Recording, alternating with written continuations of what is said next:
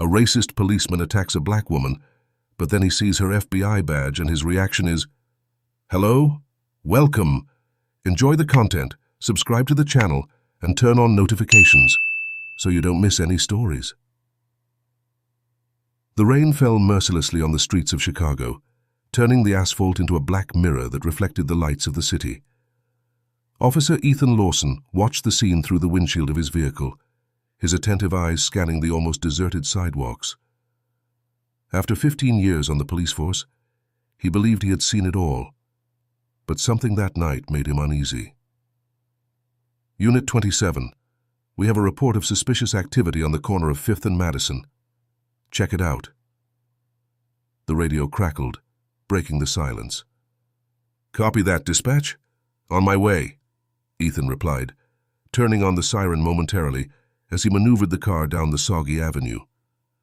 As he drove, his mind wandered back to his years of service. Ethan had always prided himself on his impartiality, on treating everyone equally before the law. That was what set him apart, he thought, from the policemen who let prejudice guide their actions. As he approached the location indicated, Ethan spotted a group of young people gathered under the awning of a closed store. Their furtive movements and frequent glances to the side triggered a warning in his trained mind. Parking the car a safe distance away, Ethan stepped out into the rain, feeling the icy drops penetrate his uniform. "Evening, lads," he called out, approaching cautiously. "Any trouble around here?" The young men looked at each other nervously before one replied, "No, sir. Just waiting for the rain to clear." Ethan nodded, but his instincts were telling him something was wrong. It was then that he noticed a lone figure walking quickly down the opposite sidewalk. A woman, curly hair stuck to her face by the rain, looking repeatedly over her shoulder. Without a second thought, Ethan crossed the street, ignoring the protests of the young people behind him. "Ma'am," he called out, "Chicago Police. I need to talk to you." The woman stopped, slowly turning around. Her eyes widened as she saw the officer approaching, a mixture of fear and resignation on her face. "Can I see your ID, please?" Ethan asked, his voice firm but not threatening. "May I ask why, officer?" she asked, her voice trembling slightly. Ethan hesitated for a moment. Why exactly had he stopped her? Something in her behavior? Or was it something else? Something he didn't want to admit to himself? "Routine," he finally answered. "We've had reports of suspicious activity in the area." The woman sighed, reaching for her purse. It was at that moment that Ethan noticed something that made his heart race, a suspicious bulge under her jacket. "Hands where I can see them," he ordered sharply, his hand instinctively going to his gun. The scene unfolded in seconds. The woman stepped back, Ethan stepped forward, and before either of them knew it, they were engaged in a physical struggle, the rain making the sidewalk treacherous beneath their feet. "Stop resisting!" Ethan shouted, struggling to immobilize the struggling woman with surprising strength. "I didn't do anything," she protested, her voice a mixture of anger and fear. As they struggled, Ethan couldn't help but notice the looks on the faces of passers-by, some shocked, others accusing. In his mind, he wondered if he was doing the right thing, or if he had crossed a line he shouldn't have. The rain continued to fall, relentlessly, washing the streets of Chicago and mixing with the sweat and tears of that unexpected confrontation. At that moment, under the dark and stormy sky, Ethan Lawson had no idea how that night would change the course of his life and challenge everything he believed in. The struggle between Ethan and the woman intensified, their bodies slipping on the wet asphalt. The woman's cries of protest mingled with the sound of the rain and the growing murmurs of the spectators. "Stop resisting," Ethan ordered again, his voice hoarse from exertion. In one swift movement, he managed to pin the woman to the ground. Just then something fell out of her pocket, sliding down the soggy sidewalk. Ethan froze as he recognized the object. A badge. "FBI?" he muttered in disbelief. The woman, panting, finally stopped struggling. "Agent Maya Robinson," she said, her voice a mixture of exhaustion and frustration. "If you'd given me the chance to explain." Ethan felt as if the ground had disappeared beneath his feet. He loosened his grip, allowing Maya to sit up. The rain continued to fall mercilessly, but neither of them seemed to notice. I don't understand, Ethan stammered, his face a mask of confusion and shame. Maya straightened her soaked clothes, retrieving her badge. "I'm on an undercover mission," she explained, her voice low so that only Ethan could hear. "Investigating corruption within the Chicago Police Department." The words hit Ethan like a punch in the gut. Corruption? In his department? He wanted to deny it, to argue that it was impossible, but something in Maya's determined gaze made him hesitate. Before he could answer, the radio on his shoulder crackled to life. "All units, we have an unauthorized demonstration forming in Millennium Park. I repeat, unauthorized demonstration in Millennium Park." Ethan looked at Maya, then at the crowd forming around them. The tension in the air was palpable. "Listen," Maya said urgently. "I know this is a shock, but we need to talk. There's a lot more at stake here than you realize." Ethan nodded slowly, his mind a whirlwind of conflicting thoughts. "My car is just over there," he said, pointing to the parked car. "Let's get out of this rain." As they walked towards the vehicle, Ethan couldn't help but notice the accusing glances from passers-by. He wondered how many of them had filmed the incident, how many would post it on social media, painting him as just another policeman abusing his authority. Inside the car, the silence was deafening, broken only by the sound of rain hitting the roof and the occasional distant thunder. "Why did you run?" Ethan finally asked, his hands gripping the steering wheel.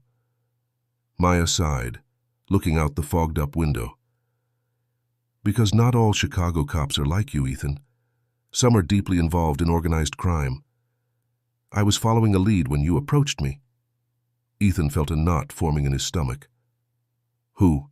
he asked, dreading the answer. "I can't reveal any names yet," Maya replied, "but I can tell you that it goes all the way to the top. Captains, maybe even—" She was interrupted by the radio again. "Unit 27, what's your location? We need reinforcements in Millennium Park immediately. Chotu." Ethan hesitated, his finger hovering over the answer button. He looked at Maya, seeing in her not just an FBI agent, but a woman determined to make a difference. "What do we do now?" he asked, his voice betraying his uncertainty. Maya stared at him, her eyes shining with a mixture of defiance and hope. "It's up to you, Ethan. Do you want to keep believing the lie, or are you ready to face the truth, however painful it may be?" The silence that followed was interrupted by another urgent call from the radio. Ethan knew he had to make a decision. Continue as he had always done, following orders without question, or plunge headlong into the unknown with this woman who, minutes ago, he considered a suspect. The rain continued to fall outside, washing the streets of Chicago. Ethan realized that, just as the city was being cleaned by the storm, perhaps it was time to cleanse his own conscience and confront the corruption that lurked in the shadows of his beloved department. With a deep sigh, he started the engine. "Let's go," he said, looking at Maya. "I think we have a demonstration to investigate." As the car glided through the wet streets towards Millennium Park, Ethan knew he was crossing a line from which there would be no turning back. The future was uncertain, but for the first time in a long time, he felt he was doing the right thing. Ethan's car snaked through the soggy streets of Chicago, the windshield wipers fighting against the incessant rain. The silence inside the car was heavy, broken only by the occasional static from the radio and the muffled noise of approaching protests. Maya fiddled restlessly with her FBI badge, her eyes fixed on the road ahead. "Ethan," she began, her voice soft but firm, "before we get there, I need you to understand something. The corruption we're facing, it cost my brother his life." Ethan cast a quick glance at her, surprised. "Your brother?" Maya nodded, swallowing. "He was a bright young man, full of life. He was in the wrong place at the wrong time. He was killed by corrupt police officers who were covering up a trafficking operation." Ethan's stomach churned. He wanted to deny it, to argue that it was impossible, but Maya's gaze stopped him. "That's why I became an FBI agent," she continued, "to expose the truth and make sure no one else goes through what my family went through." Ethan parked the car a block away from Millennium Park. The shouts of the protesters were audible, even through the pouring rain. "Maya," he said, turning to face her, I'm sorry about your brother, but I need you to understand. Not all of us are like that. There are good policemen out there, people who really care." "I know," she replied, her eyes softening. "That's why I'm trusting you now." They got out of the car, the rain immediately soaking their uniforms. As they approached the park, the scene that greeted them was chaotic. Hundreds of protesters were shouting for justice, their placards drenched by the rain, but their voices strong and determined. "No more police brutality!" the crowd shouted. Ethan felt a lump in his throat. How many times had he ignored these voices, convinced that he was on the right side? Suddenly, his radio crackled. "All units, order to disperse protesters. Use of force authorized if necessary." Çabuk. Ethan and Maya exchanged alarmed glances. "This isn't going to end well," Ethan muttered. They watched with growing concern as a line of police in riot gear advanced towards the protesters. The tension in the air was palpable. "Ethan," Maya whispered urgently, "we need to do something. This could turn into a bloodbath." At that moment, Ethan spotted his captain, Richard Blackwell, giving orders to the front line. Something in the captain's posture, in the coldness of his eyes, made Ethan hesitate. "Captain," Ethan called out, stepping closer. "Sir, perhaps we should try a dialogue first. These are citizens exercising their right to protest." Blackwell glared at Ethan. "Officer Lawson, follow your orders or get out of the way." It was at that moment that Ethan noticed something that made his blood run cold. A small group of men, dressed as civilians but with a posture that shouted "police officer," were mingling with the crowd. They seemed to be instigating the demonstrators, pushing and provoking them. "Agents provocateurs," Maya muttered next to him, having noticed the same thing. The realization hit Ethan like a bolt of lightning. They were deliberately creating a situation to justify the use of force. "This isn't right," Ethan said, his voice shaking with anger and disappointment. He turned to Maya, seeing in her the same determination he felt growing inside him. "What do we do now?" he asked. Maya looked around, her eyes sparkling with an idea. "See those journalists over there? We need to expose this, now." Ethan hesitated for a moment, exposing his colleagues, his captain. That would change everything.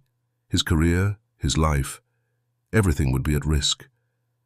But then he looked at the demonstrators, at the families and young people begging for justice.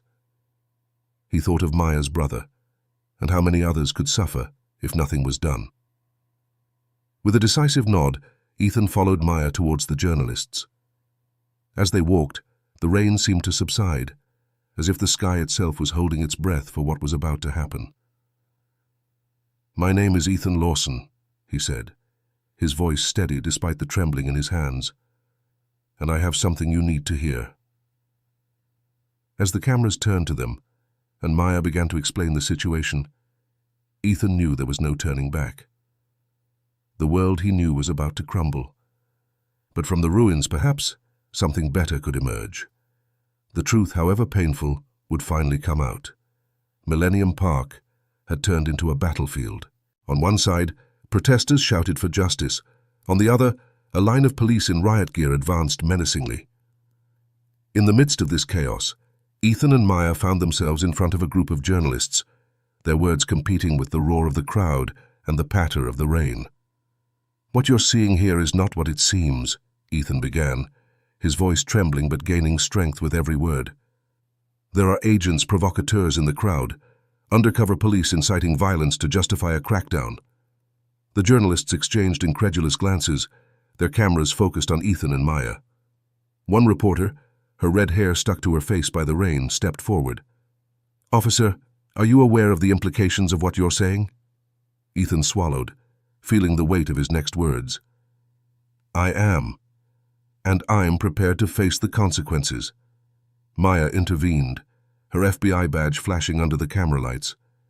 "We're in the middle of a federal investigation into police corruption in Chicago. What's happening here is just the tip of the iceberg." Suddenly a scream cut through the air. The line of police had begun to advance, shields raised and batons in hand. The protesters retreated in panic, some falling to the wet ground. "We have to do something," Ethan exclaimed, his instinct to protect the public fighting against his newfound distrust of the system. Maya grabbed his arm. "Ethan, think. If we intervene now, we'll lose our chance to expose all this." He hesitated, torn between the desire to help immediately and the need for deeper, more lasting change. At that moment, Captain Blackwell emerged from the line of officers, his eyes fixed on Ethan and Maya. "Lawson!" he roared. "What the hell do you think you're doing?" Ethan straightened up, facing his superior. "The right thing, sir. Something we should have done a long time ago." Blackwell stepped forward, his face contorted with anger, but stopped abruptly when he noticed the cameras. His gaze flicked between Ethan and the journalists, the realization of what was happening slowly forming in his eyes. "You have no idea what you're doing, Lawson," Blackwell hissed. "You're throwing away your career, your life." "No, sir," Ethan replied, his voice firm. "I'm finally honoring the oath I took to protect and serve." The tension in the air was palpable. The journalists captured every word, every glance exchanged between Ethan and Blackwell. The crowd of protesters, realizing that something significant was happening, began to calm down, their eyes fixed on the scene that was unfolding. Maya stepped forward. "Captain Blackwell, on behalf of the FBI, I am requesting that you order the immediate withdrawal of your men. This demonstration is peaceful and legal." Blackwell laughed bitterly. "You have no authority here, Agent. This is Chicago police business." "Not when there's evidence of systematic corruption," Maya retorted. The mention of corruption made Blackwell visibly pale. His eyes swept the crowd, the journalists, the police officers who were watching the scene with growing confusion. Ethan sensed a change in the air. Other police officers began to approach, some with expressions of doubt, others of anger. He knew they were at a turning point. "Listen up, everyone," Ethan shouted, his voice echoing through the park. "We're police officers. We're sworn to protect the innocent and uphold the law. Look around. Are those the values we're honoring here today?" A murmur went through the crowd. Some officers lowered their shields, looking at each other uncertainly. Blackwell, realizing that he was losing control of the situation, made one last effort. "Lawson, you're in custody for insubordination and obstruction of justice." Before anyone could react, Maya placed herself between Ethan and Blackwell. "No, he's not. Officer Lawson is under federal protection as a key witness in an ongoing investigation." The standoff that followed seemed to last an eternity. The rain, which had slowed to a fine drizzle, stopped completely, as if nature itself were holding its breath. Finally, Blackwell retreated. "All officers, fall back," he ordered, his voice laden with defeat and restrained fury. As the line of police officers crumbled and the protesters celebrated, Ethan felt a mixture of relief and apprehension. He looked at Maya, seeing the same understanding in her. This was only the beginning. The real battle was yet to come. "What happens now?" he asked softly. Maya smiled, a tired but determined smile. "Now, Ethan, we've changed things. For real." As the first rays of sunlight began to break through the clouds, illuminating Millennium Park, Ethan knew that a new day was dawning, not just for Chicago, but for everything he believed in and fought for. The morning sun was shining over Chicago, drying the last drops of the previous night's storm. Ethan Lawson was sitting in a small, discreet cafe far from the city center, his hands wrapped around a steaming cup of coffee. Across the table, Maya Robinson was leafing through a file, her face a mask of concentration. "So," Ethan broke the silence, "what's the next step?" Maya looked up from the file. "We need to be careful, Ethan. What we did last night, well, we stirred up a hornet's nest." Ethan nodded, feeling the weight of his actions. The headlines of the newspapers spread out on the table screamed, "Police officer denounces corruption. FBI investigates Chicago Police Department. Peaceful demonstration exposes tensions." "I've received 3 anonymous calls since yesterday," Ethan said quietly. 2 threats and 1, well, someone wanting to talk. Maya's eyes widened. An informant? Maybe. He made an appointment for this afternoon, at Navy Pier. Maya frowned. It's risky. It could be a trap. I know, Ethan replied. But if there's the slightest chance of us getting more information… Their eyes met, a silent understanding passing between them. In the few days since the incident in Millennium Park, an unlikely partnership had formed between the policeman and the FBI agent. All right, Maya relented. But we're not going alone. I'll arrange for discreet support. Ethan nodded, grateful for her concern. As they finished their coffee, he couldn't help noticing how different the world around them seemed now. Every glance, every whisper, seemed to carry hidden meaning. Hours later, Ethan was walking along Navy Pier, the cool Lake Michigan air playing with his hair.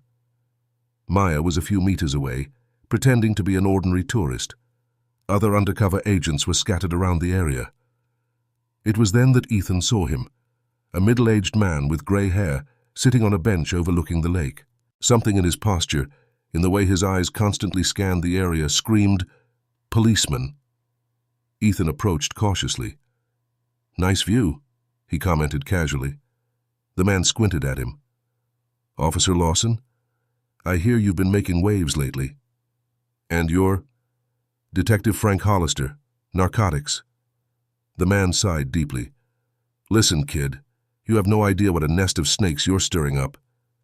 Ethan felt a shiver run down his spine. "Why did you want to find me, Detective?" Hollister looked around nervously before answering. "Because you remind me of myself, 20 years ago. Young, idealistic, determined to make a difference." He laughed bitterly. "Do you know what happens to ideals in this job? They get crushed one by one." "It doesn't have to be like that," Ethan argued. "No?" Hollister retorted. "Let me tell you a story, Lawson. 5 years ago, I was investigating a major trafficking operation. I was so close to bringing the whole scheme down. Do you know what happened? I was called into the captain's office. He told me to stop. He said I was upsetting the balance." Ethan felt his stomach turn. "Captain Blackwell?" Hollister nodded slowly. "Blackwell is just the tip of the iceberg. It goes much higher, much deeper than you think." Just then, Maya approached, taking a seat on the other side of Hollister. "Detective," she said softly, "we're willing to listen to anything you have to say." Hollister looked at her, then back at Ethan. "You two have no idea of the danger you're putting yourselves in." "Maybe not," Ethan admitted, "but we can't just stand by and let this continue." Hollister studied them for a long moment before finally nodding. "All right. I'll tell you what I know, but not here. It's too exposed." As they stood up to leave, Ethan noticed a movement out of the corner of his eye. A man in a dark coat was watching them intensely, talking into a cell phone. "Maya," Ethan murmured, "I think we have company." She followed his gaze and nodded discreetly. "Stay calm. Let's get out of here slowly." The three of them started walking towards the pier exit, trying not to look rushed. Ethan could feel the eyes of the mysterious observer burning into his back. When they reached the parking lot, Hollister turned to them. "My car's over there. Follow me. I know a safe place where we can talk." As they got into their respective vehicles, Ethan couldn't help feeling that they were crossing yet another line. Whatever Hollister had to say, he knew it would change everything. As the cars left the parking lot, the sun began to set over Chicago, casting long shadows over the city. Ethan didn't know what lay ahead, but he was sure of one thing. The night would be long, and the secrets that would be revealed would have the power to shake the foundations of everything he knew. Hollister's car snaked through the streets of Chicago, with Ethan and Maya following close behind in their own vehicle. Night had fallen over the city, the lights of the buildings reflected in the dark waters of Lake Michigan. "Where is he taking us?" Ethan asked, his eyes fixed on the car ahead. Maya checked her GPS. "Looks like we're heading for Bridgeport, industrial area." Finally, Hollister pulled up in front of an old abandoned warehouse. Ethan and Maya parked next to it, exchanging apprehensive glances before getting out of the car. "Here?" Ethan asked, looking around the desolate place. Hollister nodded. "No one's been here for years. It's safe." The three of them entered the warehouse, the echo of their footsteps reverberating off the metal walls. Hollister lit a lantern, illuminating the dusty space. "Okay," he began, his voice deep. "What I'm about to tell you, this goes way beyond a few corrupt cops taking bribes." Maya crossed her arms. "We're listening." Hollister took a deep breath. "There's a network, an organization within the department. They control the flow of drugs in the city. They decide which cases are investigated and which are forgotten. And it's not just policemen. There are judges, politicians, businessmen." Ethan felt his stomach turn. "How long has this been going on?" "Decades," Hollister replied. "I found out about it by accident 5 years ago. I was investigating a large shipment of heroin when, suddenly, a metallic noise echoed through the warehouse. The three of them turned abruptly. "I thought you said no one was coming here," Ethan whispered, his hand instinctively going to his gun. "No one should," Hollister replied, his face pale. Maya was already on the move, her gun in hand. "FBI, who's there?" For a moment there was only silence. Then a familiar voice cut through the darkness. "Well, well, well. What an interesting meeting we have here." Captain Blackwell emerged from the shadows, flanked by 2 other men Ethan recognized as detectives from the department. "Captain," Ethan said, his voice tense, "what are you doing here?" Blackwell smiled, but the smile didn't reach his eyes. "I could ask you the same thing, Lawson. Fraternizing with the FBI and—" He glared at Hollister. "Traitors." "It's over, Blackwell," Maya declared, her FBI badge glinting in the torchlight. "We have enough evidence to take down your entire operation." The captain laughed. "Evidence? You have nothing but rumors and speculation. And as for you, Hollister," he turned to the older detective, "I thought we had a deal." Hollister stepped forward, his voice shaking slightly. "I can't live with this anymore, Richard. What we're doing, it's wrong." "Wrong?" Blackwell sneered. "We keep order in this city. Without us, it would be total chaos." Ethan couldn't believe what he was hearing. "Order? You're dealing drugs, protecting criminals." "We control the uncontrollable," Blackwell retorted. "You're young, Lawson. You don't understand how the world really works." The tension in the air was palpable. Ethan could feel the weight of his choices, of everything that had happened over the last few days, culminating in this moment. "It doesn't have to be this way," Ethan argued, taking a step forward. "We can clean up the department, do things the right way." For a brief moment, something akin to doubt flashed across Blackwell's face, but it soon disappeared, replaced by a cold determination. "I'm sorry, Lawson, but you chose the wrong side." It all happened in an instant. Blackwell made a move towards his gun, but Maya was quicker. "On the ground, all of you!" she shouted, her gun pointed at Blackwell. Chaos ensued. Ethan threw himself behind an old metal box, pulling Hollister with him. Shots echoed through the warehouse, ricocheting off the metal walls. "Maya!" Ethan shouted, trying to locate his partner in the confusion. "I'm fine," she replied from somewhere to his left. "Call for backup." Ethan reached for his radio, his hands shaking. "Officer needing backup. Shooting in progress at the abandoned warehouse in Bridgeport." As the exchange of fire continued, Ethan realized that this was the moment of truth. Everything he had fought for, everything he believed in was at stake. The sound of sirens in the distance indicated that reinforcements were on their way. But Ethan knew that the next few minutes would determine not only his future, but the future of the entire city of Chicago. With a deep breath, he prepared himself for what would come next, knowing that whatever the outcome, nothing would be the same. The warehouse had turned into a war zone. Gunshots echoed off the metal walls, creating a deafening cacophony. Ethan, crouched behind a pile of rusty boxes, tried to assess the situation. "Maya," he shouted over the noise, "are you all right?" "I'm fine," came the muffled reply from somewhere to his left. "But I'm trapped." Ethan looked at Hollister, who was visibly shaking beside him. "Stay here," he instructed the older detective. "He'll try to get to Maya."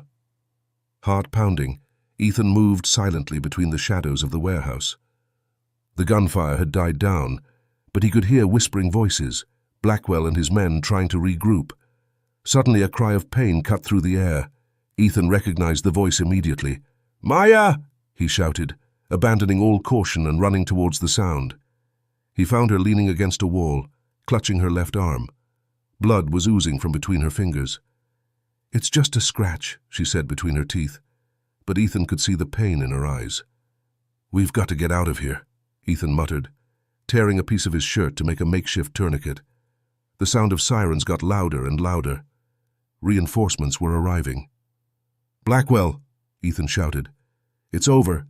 The police are coming. Surrender now and we can settle this peacefully." A bitter laugh echoed through the warehouse. "Peacefully? You still don't get it, do you, Lawson? There's no peaceful way out of this." Suddenly a shot rang out, followed by a scream of agony. Ethan recognized the voice. It was Hollister. "No!" Ethan shouted, his heart sinking. Maya grabbed his arm. "Ethan, we can't do anything for him now. We have to concentrate on surviving." The warehouse doors opened with a bang. Flashlights swept through the dark space. "Chicago police! Everybody down!" For a moment, everything was silent. Then Blackwell's voice rang out, surprisingly calm. "Over here, officers! We have a wounded officer and armed suspects." Ethan felt his blood run cold. Blackwell was trying to turn the tables, to paint them as the criminals. "No!" Ethan shouted, standing up with his hands up. "I'm Officer Ethan Lawson. This is Agent Maya Robinson from the FBI. Captain Blackwell is involved in a large-scale corruption operation." Chaos ensued again. Orders were shouted, guns pointed in all directions. Ethan held his hands up, his heart beating so hard he thought it might explode. "Everybody freeze!" An authoritative voice cut through the air. A man in a suit entered the warehouse, his FBI badge gleaming under the lights. "I'm Special Agent Daniel Carter. This is a joint FBI Chicago police operation. Everyone put down your weapons, now." Slowly, the guns were lowered. Ethan helped Maya to her feet, watching as Blackwell and his men were disarmed and handcuffed. Agent Carter approached them. "Officer Lawson, Agent Robinson, good work. We received your coded message earlier. We were able to assemble an intervention team quickly." Ethan blinked, confused. "Coded message?" Maya smiled weakly, still holding his injured arm. "I'm sorry I didn't tell you.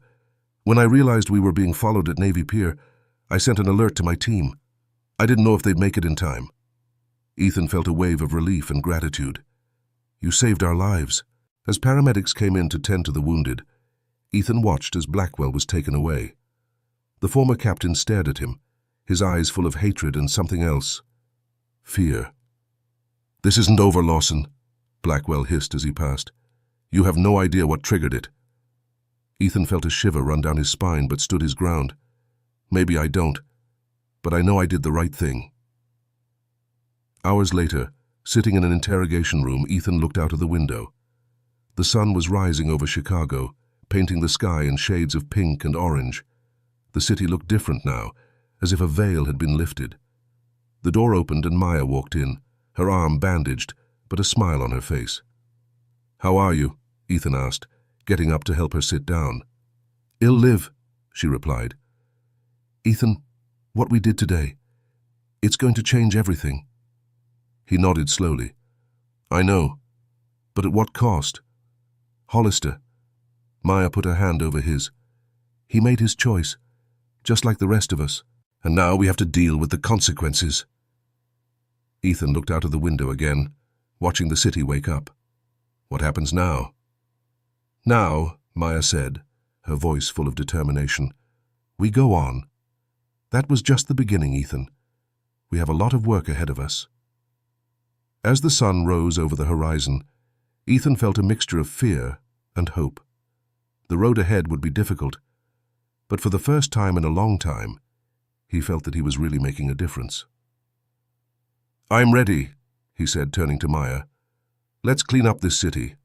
For real this time." And so, as Chicago awoke to a new day, Ethan and Maya prepared to face the challenges ahead, knowing that the fight for justice was far from over.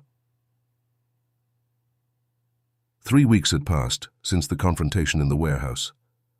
Chicago was buzzing with revelations of police corruption. Newspapers, newscasts, and social media were talking about nothing else. The city was in shock, torn between anger at the betrayal and hope for change. Ethan Lawson was sitting in his apartment, looking out of the window at the city he had sworn to protect.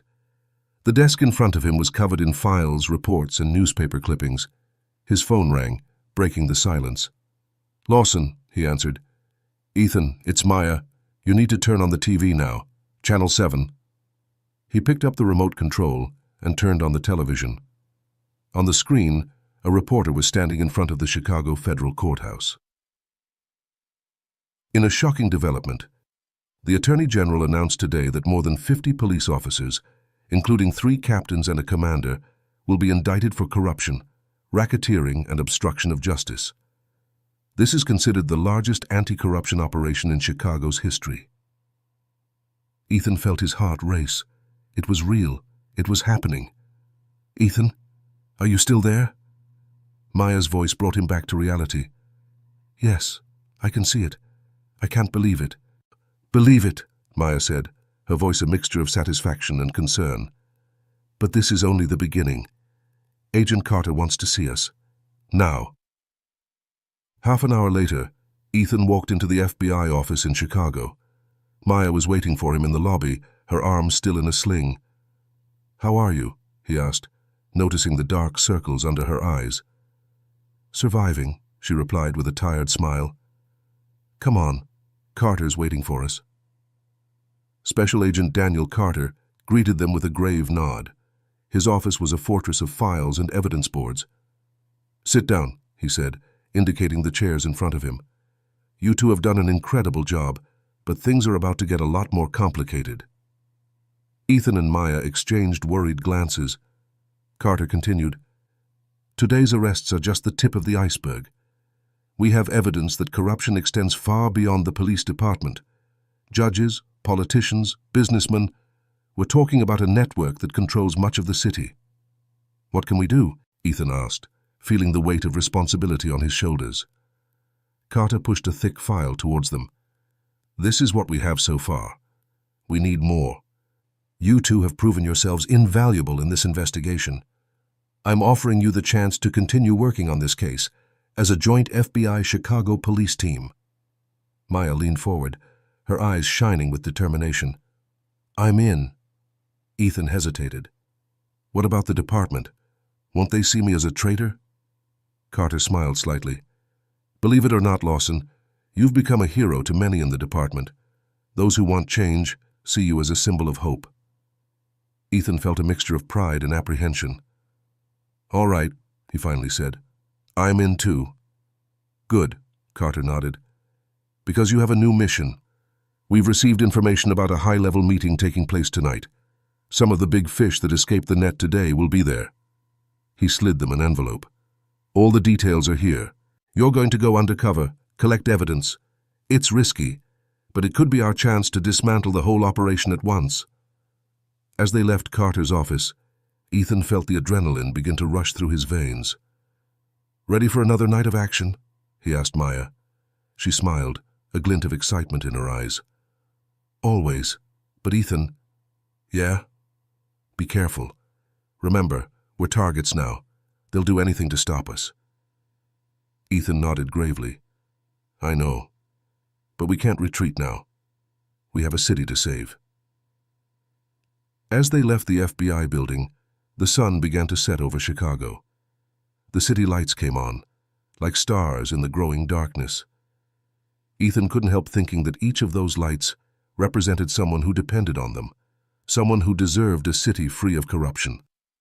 "Let's do this," he said, more to himself than to Maya.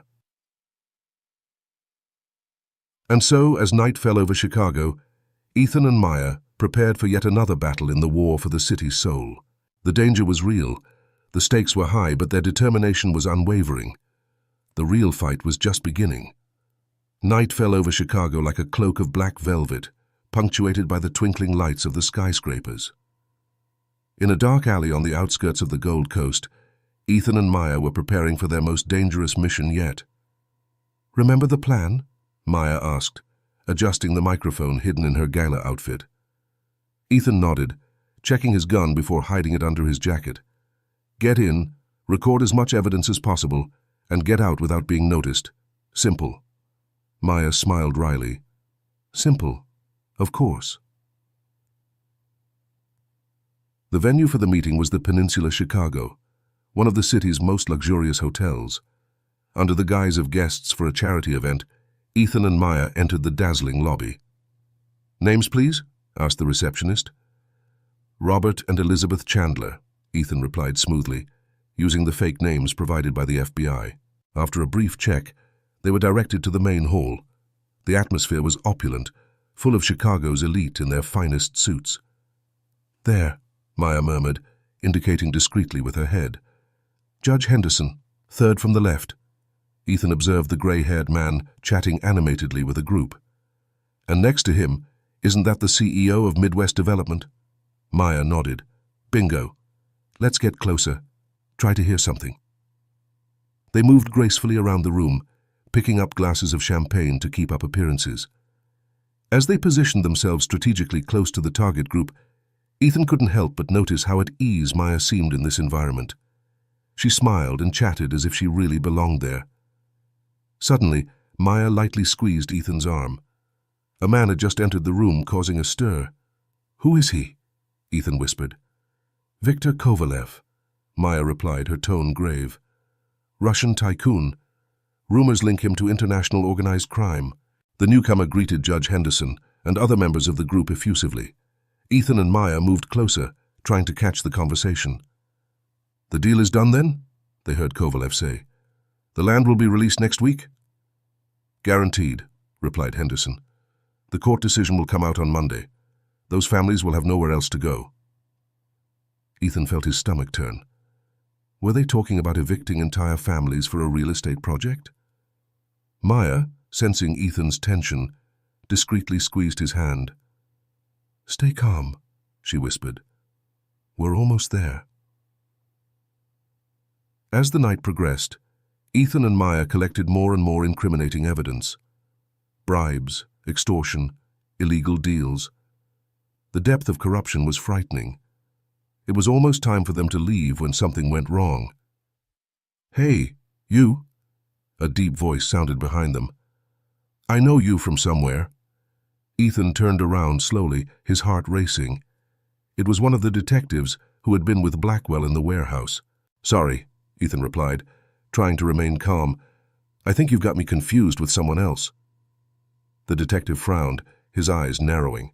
No, I'm sure. Suddenly his eyes widened in recognition. Lawson! It's you! It all happened in an instant. The detective reached for his gun. Ethan pushed Maya behind a column, and the hall erupted in chaos. FBI! Everybody freeze! Maya shouted, drawing her gun and flashing her badge. Panic spread through the room. Guests were screaming and running in all directions. In the middle of the confusion, Ethan saw Kovalev and Henderson trying to escape through a side exit. Maya! They're getting away! He shouted, running after the suspects. The chase took them through the hotel corridors, down service stairs, and finally out a back door onto a dark street. Ethan and Maya emerged into the alley, guns drawn, only to find themselves surrounded. Kovalev, Henderson, and several others were there, all armed. End of the line, detectives, Kovalev said, his Russian accent more pronounced now. Did you really think you could bring down our entire empire? Ethan and Maya positioned themselves back to back, assessing the situation. They were outnumbered and outgunned. There's still time to do the right thing, Ethan tried, his voice firm despite the fear he felt. Henderson laughed bitterly. The right thing? Don't be naive, kid. There's no right or wrong in this game. Just power and money. The sound of sirens in the distance made everyone tense up. It's over, Maya declared. Reinforcements are on their way. Surrender now and maybe you'll get a deal. For a moment, no one moved. The tension in the air was palpable, like electricity before a storm. Then, in the blink of an eye, everything exploded into chaos. Gunshots echoed through the alley, bouncing off the walls. Ethan and Maya threw themselves behind a dumpster, returning fire. In the midst of the gunfire, Ethan saw a chance. Maya! Car on the right! On the count of 3! She nodded. understanding the plan without further explanation. 1, 2, 3. They ran, firing to create cover. They reached the car just as the first cars arrived on the scene.